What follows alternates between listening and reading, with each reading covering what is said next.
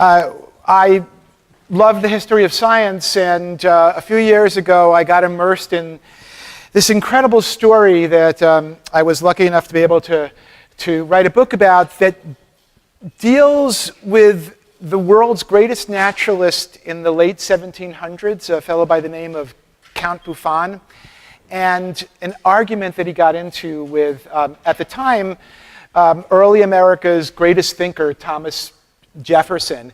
And it focused on something that became known as the New World degeneracy hypothesis. And so I'm going to walk you through the story here.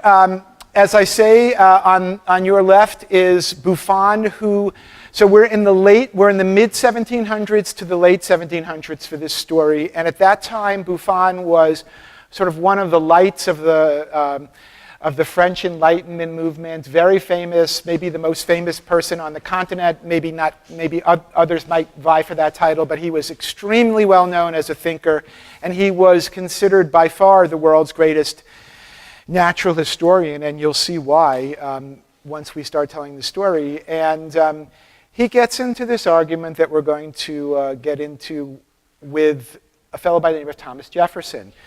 So I am guessing that some of you have heard Jefferson's name, some of you may know a little bit about him, some of you may not know much at all. So I just want to give you a quick overview. In the second half of the 1700s, especially the last quarter, so from about 1770 to 1800, Jefferson was one of the great intellectuals that early America produced. He was the author of our Declaration of Independence, which in the United States is thought of as the most beautifully written document that's ever come out of a politician in the United States. So he was the one who basically wrote the document where we declared independence from England. He was, after that, the governor of the most important state in the early United States, which was Virginia. And that'll come back again as we get into the story. And then later on, he was the second vice president of the United States, and then he was the third president from 1800 to 1808, and he doubled the size of the country by purchasing Louisiana from Napoleon. But in addition to sort of just his political reputation, he was somebody who was thought of as dabbling in almost every interesting intellectual thing that one could dabble in the late 1700s. And there's this famous quote that a much later American president, John F. Kennedy, had to say about Thomas Jefferson. So Kennedy was hosting a dinner for a bunch of Nobel Prize winners in 1962, and he was hosting it at the White House, the president's house in Washington. And there he said, "I think this is the most extraordinary collection of talent, of human knowledge that has ever been gathered together at the White House, with the possible exception of when Thomas Jefferson dined here alone." He was somebody who had his hands in virtually every interesting topic in the late 1700s. In the United States, when most people think about Jefferson, we think about him in terms of writing the Declaration of Independence and being president and so on. But when you actually read Jefferson's papers, what you see is that this was a man who was much more interested in natural history than he was in politics. He would always talk about being able to sort of break away from the presidency, from the vice presidency, from whatever political position he had, and go up to this beautiful house he had called Monticello that was on the top of a little hill, and do what he loved to do more than anything else, which was study science. And in particular, Jefferson was a passionate natural historian. He would write that nature intends for me the tranquil pursuits of science, in rendering them my supreme delight. He enjoyed doing this more than anything, and in particular, natural history. There are all of these stories about Jefferson traveling around, and everywhere he went, he would make observations about natural history, what flowers were blooming, what frogs were singing, some new species of plant that he had never noticed before, and he would be writing them down on little pieces of paper, And by the time he got to wherever he was going, his pockets were overflowing with these bits of natural history. So he really did think of science as his passion. Everything else, including politics, was something that he had to do. It was kind of thrust on him, but it's not what he loved. What he loved was science. And Jefferson would end up leading the argument that will develop between the United States and Europe, and in particular between Buffon and Jefferson and a few others, about whether or not all the life forms in the New World, particularly in North America, whether all the life forms in North America were weak and shriveled and diminished compared to life forms in the Old World, which is what Buffon claimed to be the case in his giant natural history encyclopedia. And so I'm going to walk you through these arguments, how Buffon began to develop them, how Jefferson fought against them, and the implications that they had not just for science, but for politics as well.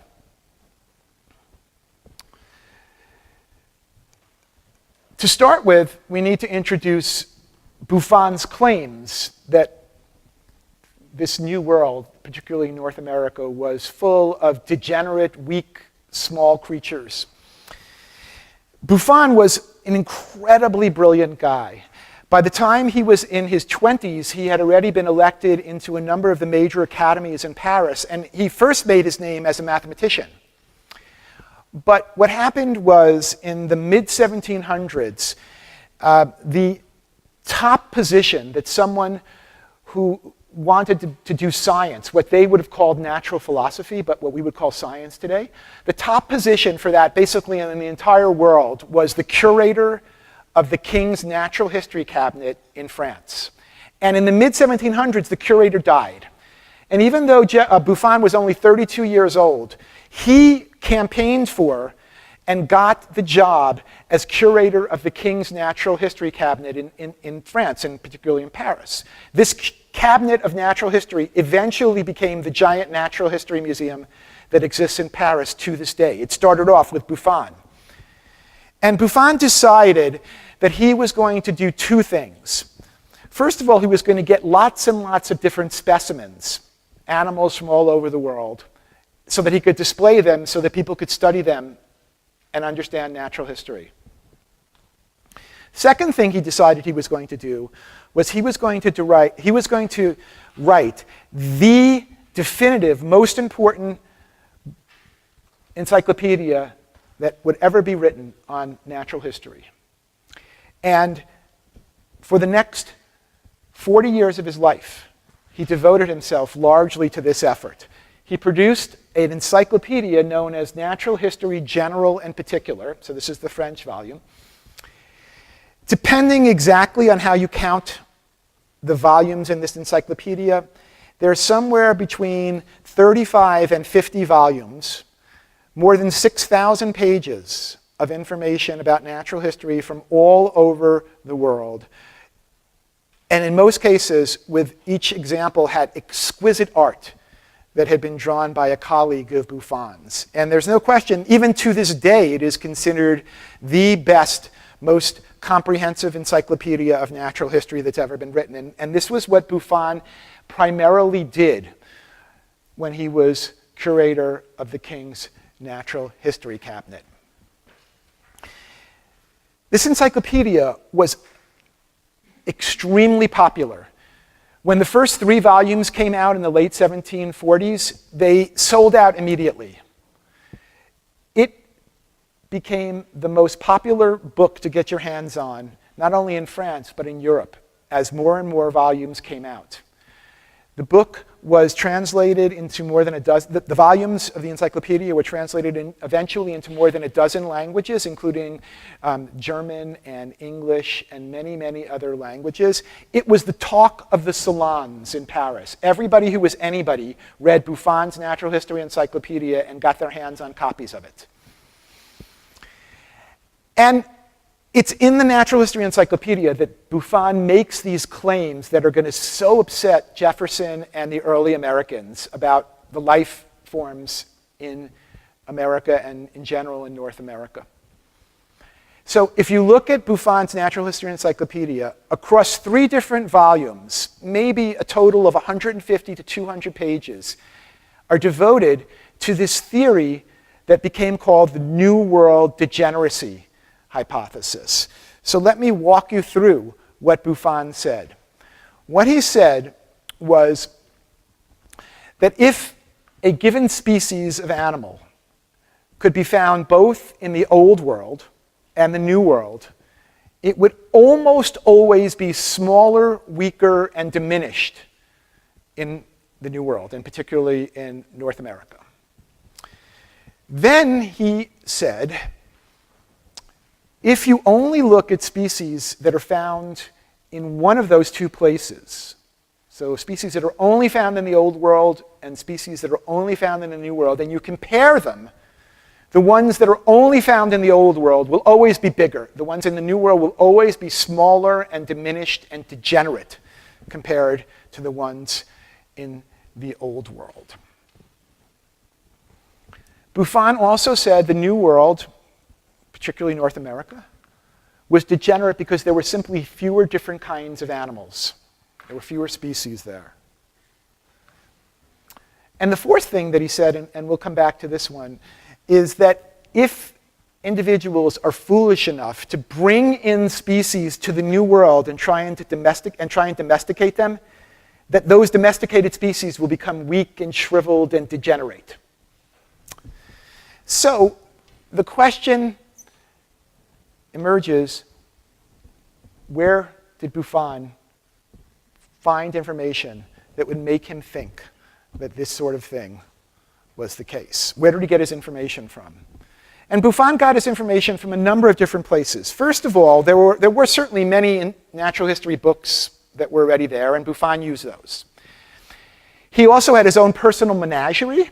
As the curator of the King's Natural History Cabinet, everybody was always giving him anything they could get their hands on that would be sort of rare and new and exciting. So he had a menagerie of live animals at this summer retreat that he had outside of Paris, including a monkey named Jocko that used to run around and set fires in the back lawn. But most of Buffon's information about the New World came from Frenchmen who had gone over to the New World for one reason or another, usually to make money, and then had come back to Paris, and they knew that the curator of the King's Natural History Cabinet would love to talk to them about what they had seen and what they had heard was in the New World. So a lot of the information that Buffon got was sort of secondhand stories from people who would tell them, well, I saw bears there that were this big. Or I heard, but I didn't see, that there were rabbits that were this size. And he would get all of these stories. He would try and figure out which of them were legitimate and which weren't. But these were his major sources of information. Now, these are really sweeping claims, very strong. Buffon wasn't satisfied just making these claims. It wasn't enough for him to just say what was going on. He wanted to understand why this should be the case. He wanted a theory for why the New World was full of this degenerate life. And he thought that he came up with such a theory, and it went like this. First of all, based on the information that he had, he thought that on average, the New World was colder than the Old World, and that this cold could lead to degenerate life forms. But more important to Buffon was that, again, based on the information that he had, he thought that the New World was more humid than the Old World. And this was really the most important thing to Buffon, because he thought that humidity could potentially lead to these smaller, shriveled, weaker species. Now that sounds like a really strange claim to make today. But to understand where Buffon came up with this, you need to know that at the time, in the second half of the 1700s, the leading theory for where disease came from was that disease came from the from the vapors, what were called the miasma, the vapors that came off of standing bodies of water that then spread. And that's how disease was both born off of those vapors and spread throughout humans or whatever species was being hit by the disease. So if you think that that's what causes disease, and that is what the medical community largely thought, then it's not that hard to imagine that the same humidity could lead to animals being smaller and weaker and shriveled and degenerate and diminished. And that's what Buffon thought. If you ask, why would he have come up with these two things as the key, you turn back again to where he was getting his information. He was getting his information from Frenchmen who had gone over to early America, the colonies, and then the United States, and to make money. And to make money, they were basically going to two places. Either they were going way up north towards the northern part of what's now the United States or Canada, and it's really cold because they were going there to trap and get furs. Or they were going down to the French part, which is now Louisiana, in the southwest to make money. And there, it's extraordinarily humid. And so it makes a little bit more sense when you try and work backwards and figure out why he would have thought these things were so important when you know who it is who's giving him the information. So Buffon makes these claims over and over again. Hundreds and hundreds of pages are devoted to this, but he's not finished yet. Because then he says it's not only the animal species, it also holds true for the indigenous people, for the native people of these different regions. So Buffon next claims that Native Americans, American Indians, are degenerate compared to humans in the Old World, and particularly humans in the European part of the Old World. And so he makes these sweeping claims about North American indigenous people. He claims that they have no body hair, no ardor for females, no activity of the mind, all of these sweeping claims. They have no spark of nature, no love for women, no love for mankind. Their hearts are cold and frozen. They're degenerate in every possible sense of the word for Buffon. So then he goes even further. And he says it's not just that the Native Americans were degenerate compared to the Old World versions of humans. But he basically says, think about it like this. If you look at the animals in the Old World and the New World, it's not the animals' fault who happen to be in this new world that they are weak and shriveled and diminished. They just happen to live in a world that's cold and humid, and those are the forces that lead to degeneracy. But, Buffon says, Native Americans could have done something about this. They couldn't have changed the temperature, but they could have really reduced the humidity by doing things like trying to drain swamps and reduce the amount of standing water that created the humidity that produced degeneracy. So Buffon says not only are Native Americans degenerate, but they're responsible in part for the fact that everything else in the New World is degenerate. So let me go. Over and over, be it animals or Native Americans, life in the New World is weak and shriveled and diminished. Nature never opens up her fruitful and beneficent womb in this world that has recently been discovered because of all the things that we've just been talking about. Now, I told you that these books were, this encyclopedia was really, really popular. So popular that, in essence, Buffon began to develop groupies, people who would take up his ideas and try and extend and spread them as sort of Buffon's protégés. And one of those people was a person by the name of the Abbé Cornelius de Pau. And what de Pau did was he wrote the second book that picked up this idea of New World degeneracy. And that book was called The Philosophical Researches on the Americas. And this was quickly translated into English as well, and it was very popular. And it was much, much smaller. I mean, Buffon's is, over time, 50 volumes. This is a 1-volume, 200-page book. And basically what DePauw says in this book is this, that Buffon was brilliant, that the degeneracy hypothesis is correct, that animals are degenerate there, that Native Americans are degenerate in this new world. But, DePauw says, that Buffon was a little bit of a coward because he didn't take the next logical step in the argument. And the next logical step in the argument would be, if cold and humidity lead to degenerate animals and degenerate Native Americans, then anybody, particularly any Europeans who are foolish enough to take their money and their family and move over to the New World, they and their descendants would degenerate the same way that Native Americans and all the animals on this continent degenerated. And in there, he basically says that Europeans who pass into America degenerate as the animals do. The people who are descended from Europeans but who moved over to America, they've never produced a single good book. And why? It's because of this degradation that's due to the water, the standing water and the vapors that are coming off that water, creating the humidity that leads to degeneracy. Then, this argument is even brought more to the forefront by another person who picks up on Buffon's claim of degeneracy. And this guy is a fellow by the name of the Abbé Raynal, who wrote an 8-volume book that was essentially a history of the New World part of the world.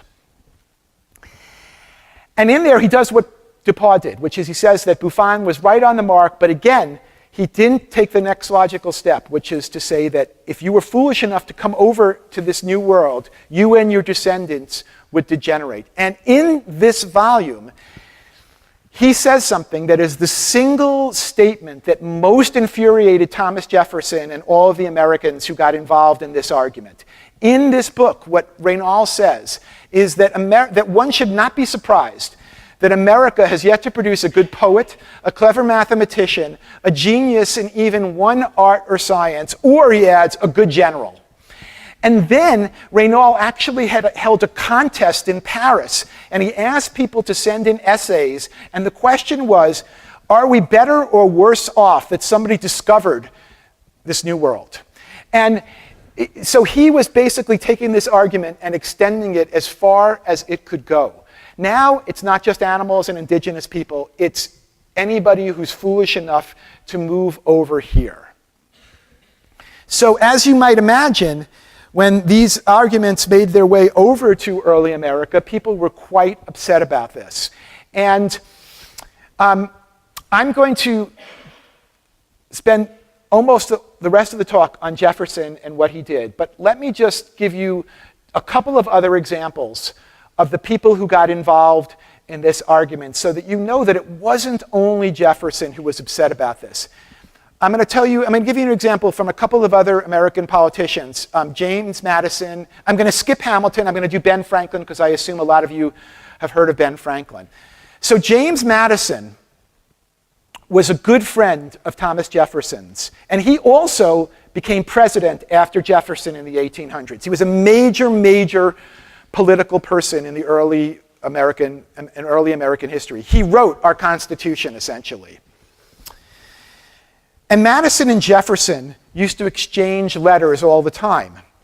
And most of their letters were about politics, because that's what they spent a lot of their time doing. But in one of the letters, Madison was writing Jefferson. They were talking about political issues. And then Madison writes his friend Jefferson, by the way, I want you to know that I have been measuring the length of the sexual organs of the weasels that run around my house, and they are in no way smaller than the equivalent species in Europe. And you should feel free to use this in your arguments against Count Buffon and his theory of New World degeneracy.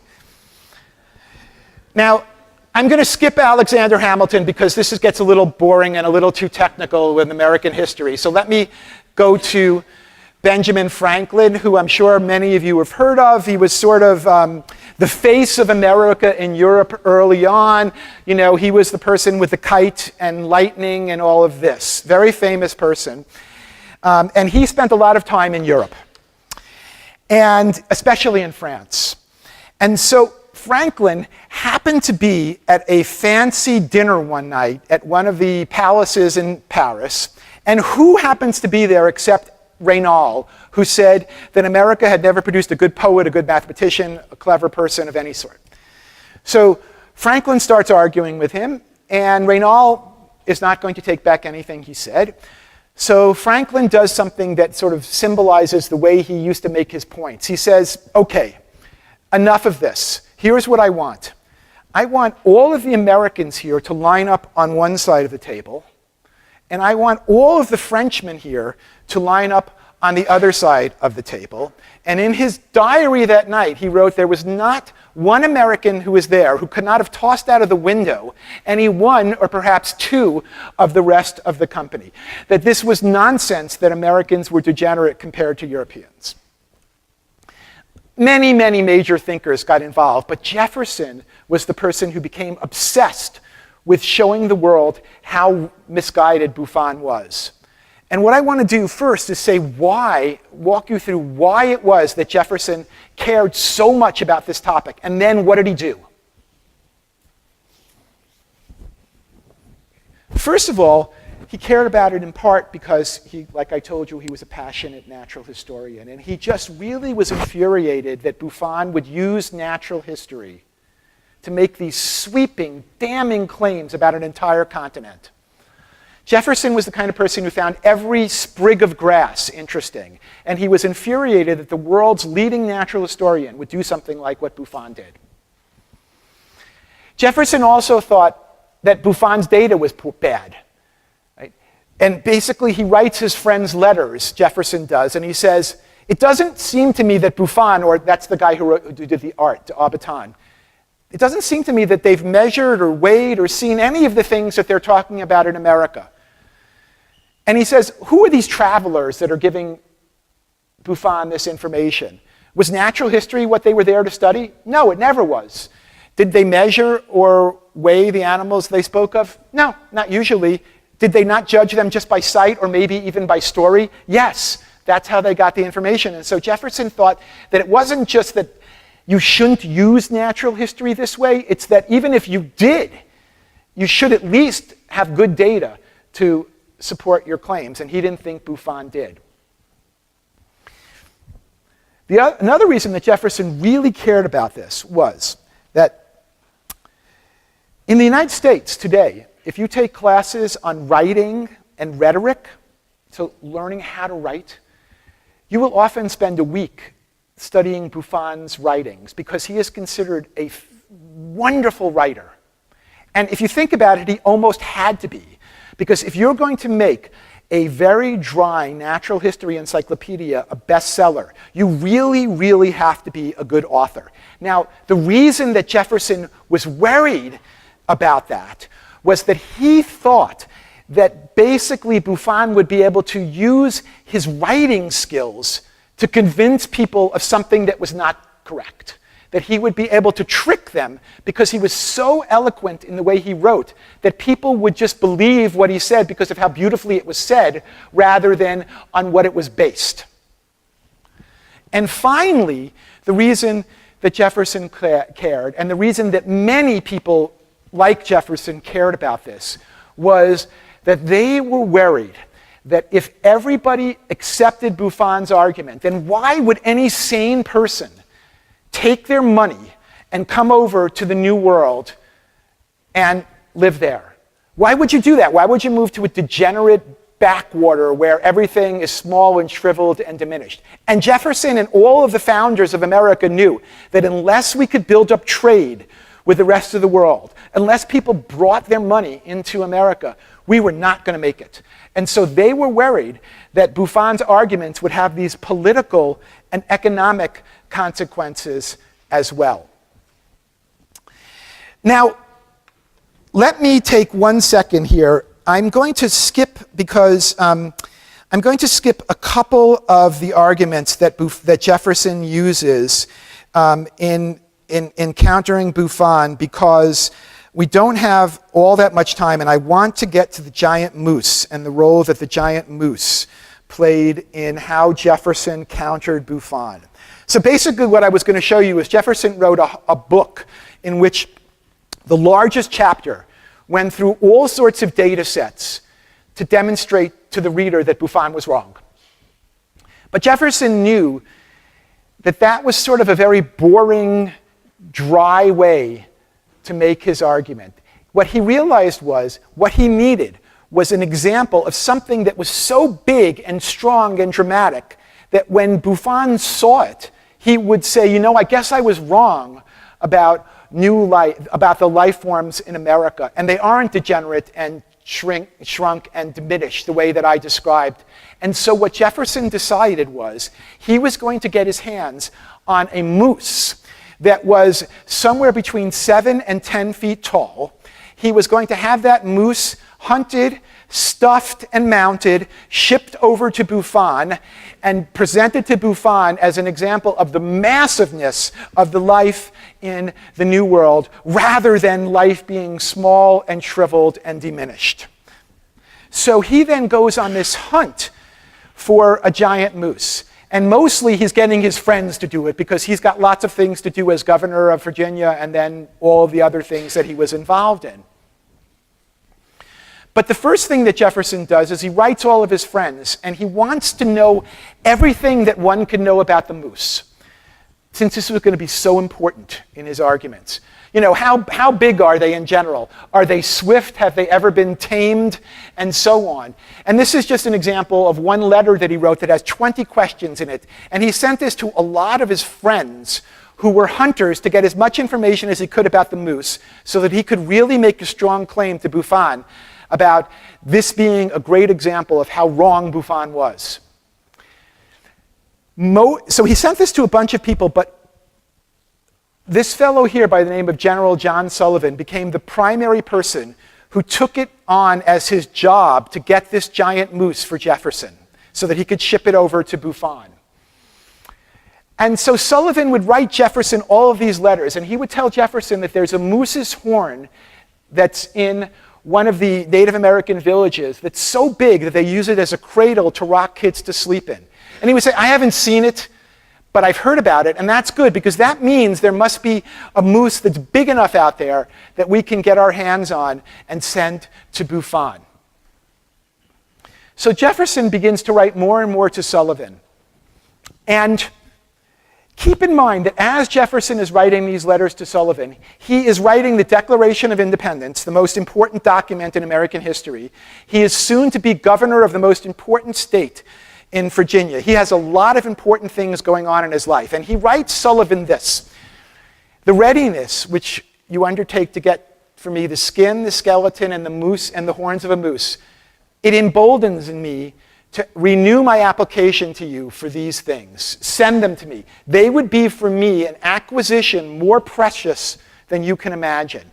So in the middle of writing the most important document in American history, and almost on the verge of becoming the governor of the most important state in America, he tells somebody that the most important thing he could get his hands on is this moose, so he could show Buffon how misguided he was. It became an obsession for Jefferson. The hunt goes on for years. You know, everybody's got a lot of other things to do, but everybody is looking for Jefferson. They still haven't found the perfect moose.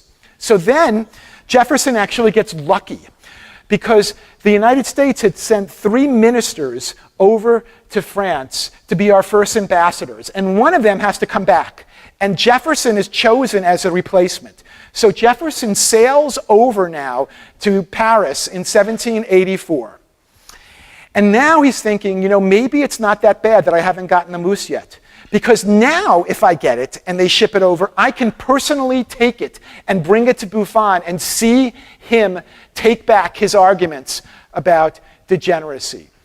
So he gets there and he tries, first of all, really hard to get invited out for dinner at Buffon's house, because he wants to talk to Buffon about this too. He doesn't have the moose yet. It's very hard to get Buffon to invite you to his house, because by this time he's in his early 70s and he is one of the 2 most respected people in France at the time, Rousseau and Buffon. And he doesn't invite people to dinner very often. But finally, Jefferson gets an invitation to dinner at Buffon's house. And when he gets there, they're having dinner, nice talk, but then of course Jefferson has to bring up the theory of New World degeneracy and tell Buffon, you know, you're a brilliant natural historian. I think the work you've done is fantastic, except you seem to have gone crazy when it comes to this point about New World degeneracy. It's wrong. The evidence doesn't support it at all. So they sit around the table and they argue about this over and over and over again. Oh, so let me go back here. Finally,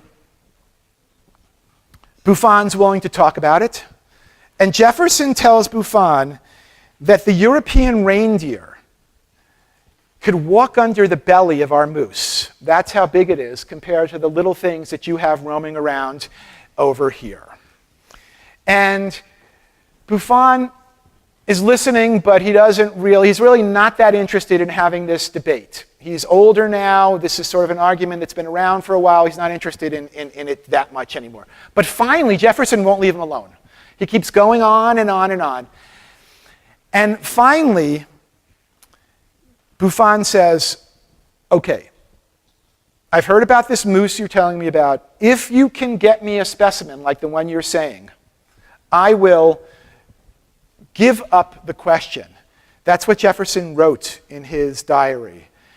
It's hard to know exactly what he meant, but it seems as though Jefferson thought that Buffon was telling him that if he could bring this giant moose and show it to him, that Buffon would take back the arguments that he made about New World degeneracy. So Jefferson now is even more obsessed with getting his hands on a moose than he ever was before. Okay. So finally, John Sullivan, who's been hunting for this moose, writes Jefferson a letter, and he tells Jefferson, I got the perfect giant moose for you.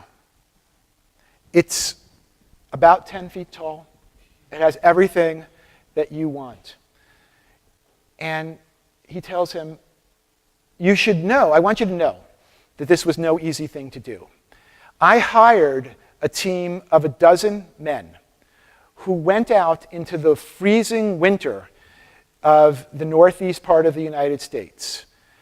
They spent days and days trying to find this giant moose for you. They found it. Then they had to, after they shot it, they had to drag it 20 miles through the snow back to my house. And they brought it to me, and then every engine was set at work to preserve the bones and the flesh in a very, very, very precise way, because Jefferson had laid out the directions step by step with what he wanted done with this moose. And Sullivan tells him, we did everything you asked us to do exactly like you asked us to do it. And then he says, there's only one problem. And the problem is that when we were dragging this through the snow for 20 miles, the antlers broke off and got destroyed. And then he says, but here's another pair of moose antlers. We're just going to stick it onto this moose, and nobody will know the difference. Just bring it over to Buffon, and everything will be fine. So Jefferson is thrilled that this moose is now going to make its way over to Paris. Sullivan, who got it for him, told him, I hired a captain who has agreed to ship this over in a giant crate, and it will get to Paris to you pretty soon. Then Jefferson gets another letter from Sullivan that basically says, you know, I don't really know exactly what happened, but somehow they lost the crate with a giant moose in it, and they forgot to take it, and then it got lost. And Jefferson reads this, and he's almost in tears when he reads this letter. And I want to show you what he wrote, what Jefferson wrote to one of his friends when Sullivan told him that the moose that they had gotten was gone. This is what Jefferson writes to one of his friends. That Sullivan put himself to an infinitude of trouble to get this moose. More trouble than I meant him to go through. Now that wasn't true. Jefferson did mean him to go through an infinitude of trouble. That Sullivan got the moose for me cheerfully. Sullivan did not get the moose for him cheerfully, but I feel myself under obligation.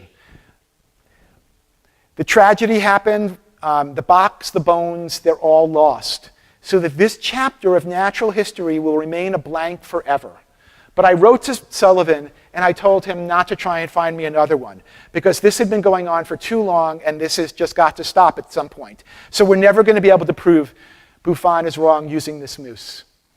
3 days later, he gets another letter saying the moose was found.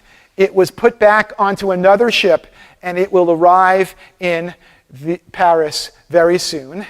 The moose gets there. Jefferson then has the moose presented to Buffon. Now, Buffon is very, very sick. So Buffon is not taking visitors. So Jefferson could not give it to him, Buffon, the moose himself. But he sent it up to Buffon, and Buffon's assistant said that we got it.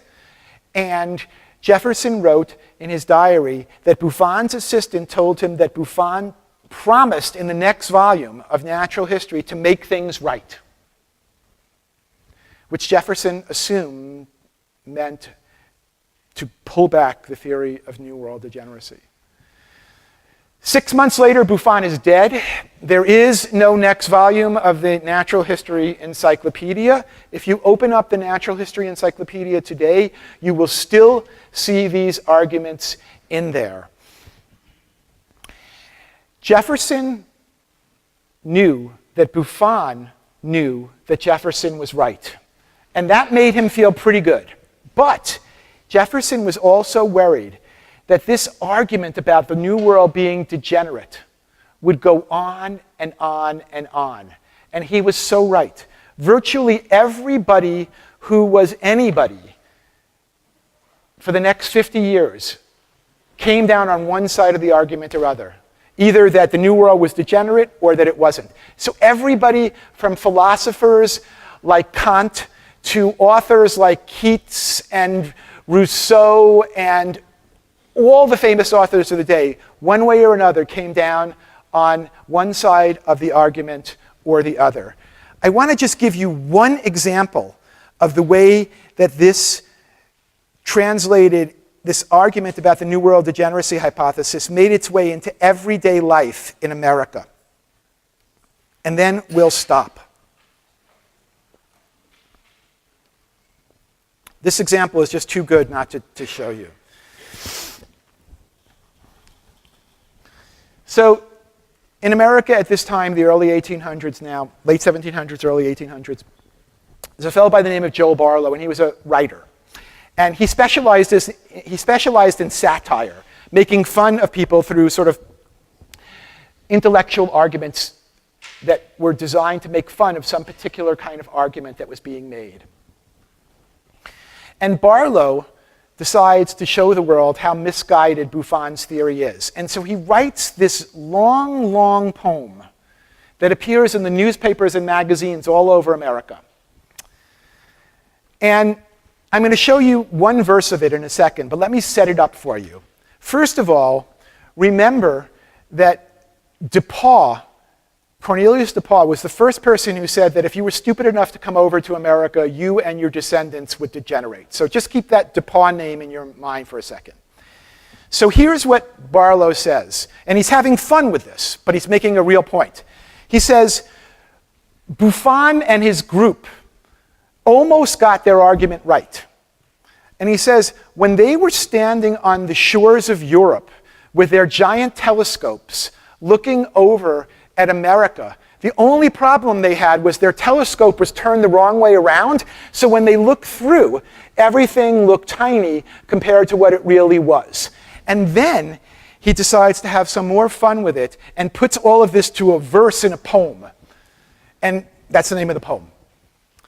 And it goes something like this. See vegetation, man and bird and beast, just by distant squares in size decrease. That is the telescope pointing the wrong way, making everything look small.